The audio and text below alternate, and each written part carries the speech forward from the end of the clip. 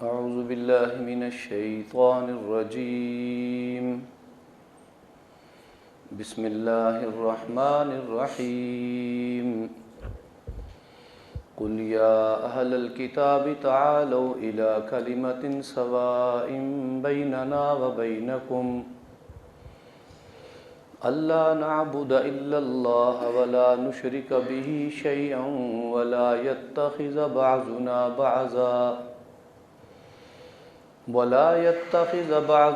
بعضا أربابا من دون الله فإن تولوا فقولوا اشهدوا بأننا مسلمون. صدق الله العظيم. بسم اللہ الرحمن الرحیم. آیت نمبر 64 سورہ آل عمران پارہ نمبر 3. اس سے گزشتہ آیات کریمہ میں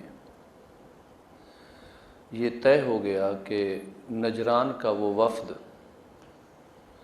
جو الوہیت عیسیٰ علیہ السلام کے عنوان پر رسول اللہ صلی اللہ علیہ وآلہ وسلم سے مناظرہ کرنے آیا تھا، وہ اپنی شکست تسلیم کر گیا، لیکن وہ اپنے مسلک یا اپنے دین پر اسی طرح قائم رہا جس طرح تھا. بطور جزیہ اس نے کچھ ٹیکس قبول کر لیا کہ آپ ہمیں ہمارے اسی دین پر رہنے دیں، ہمارے جان و مال کی حفاظت کریں، ہم آپ کو 2000 سوٹ کپڑوں کے ہر سال دیں گے، ہر قسم کے اوزار ہتھیار جو جنگ میں استعمال ہوتے ہیں 30 وہ دیں گے، اسی طرح 30 گھوڑے اور 30 اونٹ بھی دیں گے، ہمیں آپ اسی حال میں رہنے دیں.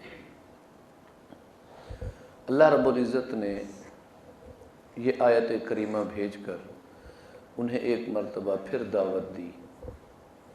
قل اے میرے پیغمبر آپ ارشاد فرما دیجئے. اس آیت میں اسلام کی عالمگیریت سامنے آ رہی ہے کہ یہ انٹرنیشنل مذہب ہے پوری دنیا میں. جتنے انبیاء آپ سے پہلے تشریف لائے وہ زمانی طور پر اور مکانی طور پر محدود تھے. یعنی ایک نبی اگر مصر کا نبی تھا تو وہ اپنے زمانے میں مدین میں اپنی شریعت کے لیے ان کو پابند نہیں کر سکتا تھا، اہل مدین کو. اگر ایک نبی مدین میں نبی تھا تو وہ ملک شام پر اپنی شریعت نافذ کرنے کا مجاز نہیں تھا. ان کی جگہیں علاقے بھی تقسیم تھے، ان کے زمانے بھی تقسیم تھے. اگر پوری دنیا کی طرف کوئی نبی بن کر آئے ہیں تو جناب رسول اللہ صلی اللہ علیہ وآلہ وسلم ہے. انی رسول اللہ الیکم جمیعا، میں سب کے لیے نبی بن کر آیا ہوں. الی کافۃ للناس، جہاں جہاں ناس ہیں وہاں وہاں میں نبی ہوں. وما ارسلناک الا رحمۃ للعالمین، جن جن عالمین پر اللہ کی ربوبیت ہے وہاں وہاں میری رحمت للعالمینی ہے اور نبوت ہے.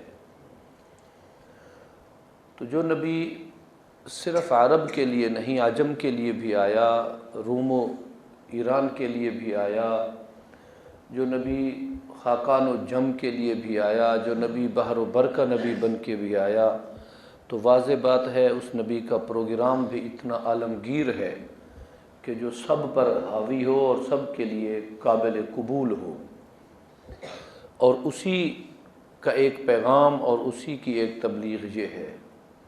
قل یا اہل الکتاب، اے اہل کتاب، تعالوا آؤ، الی کلمۃ، ایسے الفاظ کی طرف، ایسے دین کی طرف، ایسے جملے کی طرف، ایسے پیغام خداوندی کی طرف، سواء بیننا و بینکم، جو ہمارے درمیان اور تمہارے درمیان ایک جیسا ہے.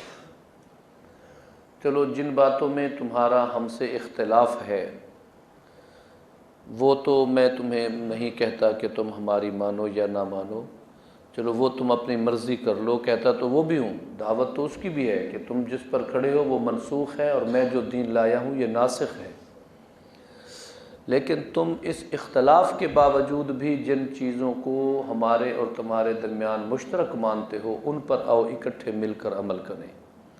اور مشترک چیزیں کیا تھیں جو تورات میں بھی ہوں، انجیل میں بھی ہوں اور قرآن میں بھی ہوں؟ سب سے پہلی شے ہے اللہ نعبد الا اللہ، اللہ کے سوا ہم کسی کی عبادت نہ کریں۔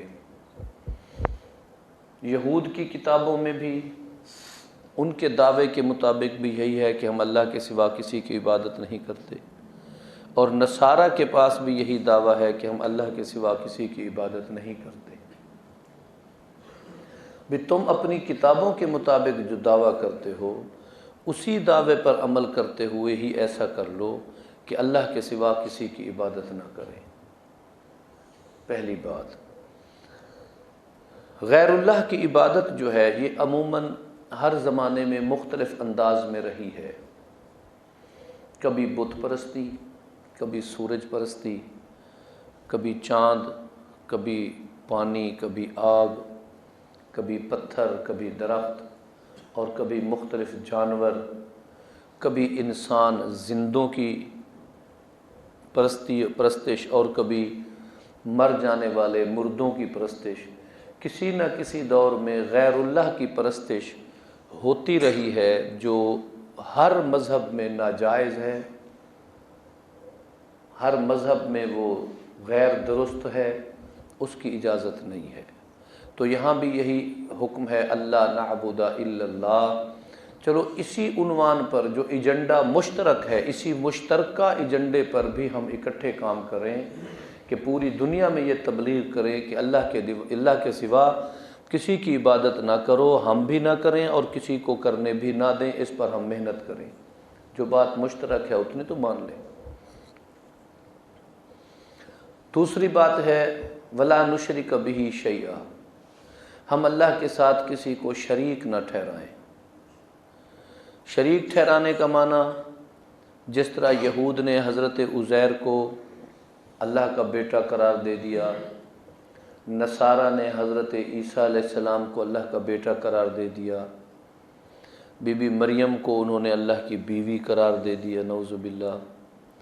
مشرکین عرب نے فرشتوں کو اللہ کی بیٹیاں قرار دے دیا۔ اسی طرح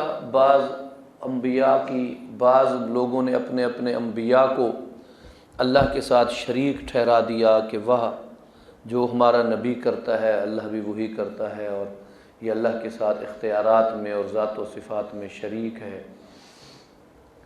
تو یہ جتنے کمزوریاں ان عقیدوں کی آئیں، اللہ کے ساتھ دوسرے کو شریک ٹھہرانا، ایک ہے اللہ کے بغیر کسی کی عبادت نہ کریں، اس کی مختلف صورتیں رہی ہیں۔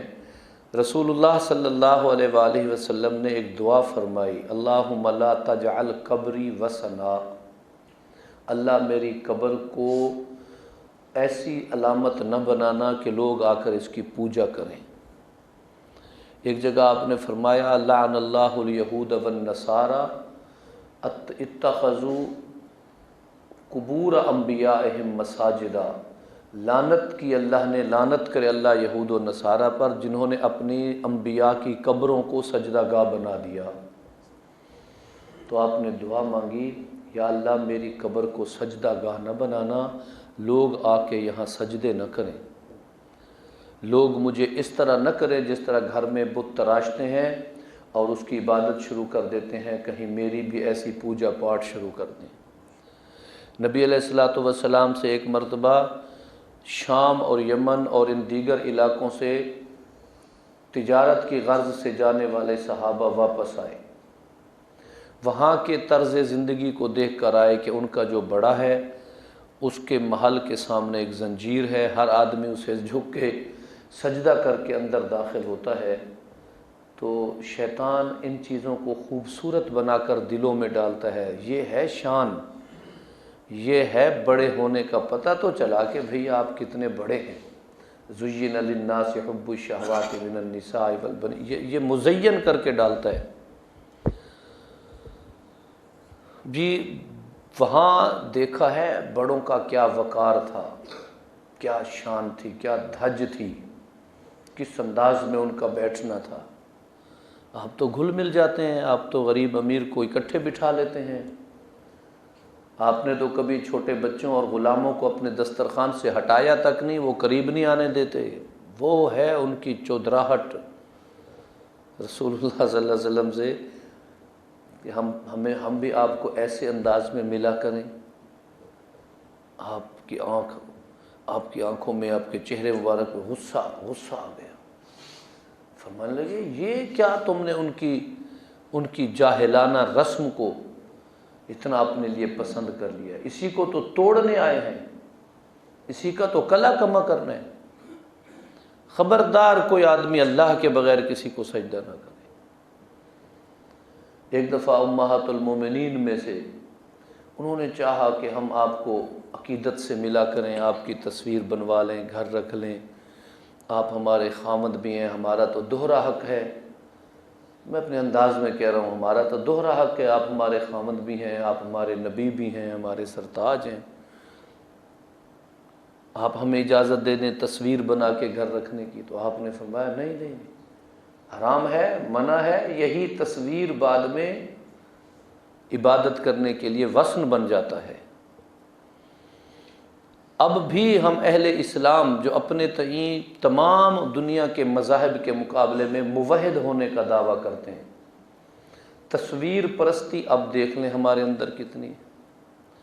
سیاسی ورکر ہے تو وہ سیاسی لیڈر کی تصویر لگائے بغیر سمجھتا ہے میری ڈرائنگ روم میرا جو ہے وہ ادھورا ہے، میری بیٹھک نامکمل ہے، میری گاڑی، میری دکان، میرا پرس جیب میں، اس کے بغیر وہ اپنے آپ کو غیر مطمئن سمجھتا ہے، اور اس سے اس انداز کی محبت میں اپنے چاہت کا اظہار سمجھتا ہے۔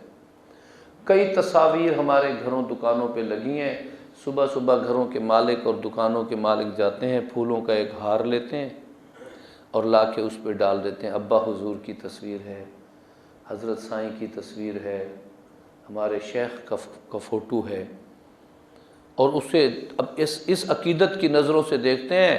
نتیجہ یہ ہوتا ہے کہ کئی نسلوں کے بعد، 1 2 3 نسلوں کے بعد پھر اس کی پوجا پاٹ دل میں شروع ہو جاتی ہے۔ یہ تو اسلام کی حقانیت ہے اور رسول اللہ صلی اللہ علیہ وآلہ وسلم کی دعاؤں کی برکت ہے کہ وہ اس میں پنپ نہیں رہے۔ خال کہیں ایسے کمزور لوگ ہیں۔ قبر پرستی دیکھ لو، اللہ کے نبی دعائیں فرماتے گئے، اللہ میری قبر کو پرستش کی جگہ نہ بنانا، جائے سجدہ نہ بنانا۔ اور ہم ہیں کہ اہل اسلام، اہل کفر یہود و نصارہ کو تو چھوڑیں نا، ہم اپنی بات کریں۔ ہمیں دیکھ لو کہ ہم کتنی پرستش کرتے ہیں، کتنی پوجا کرتے ہیں۔ بعض جگہوں پہ تو سجدے کرانے کا پورا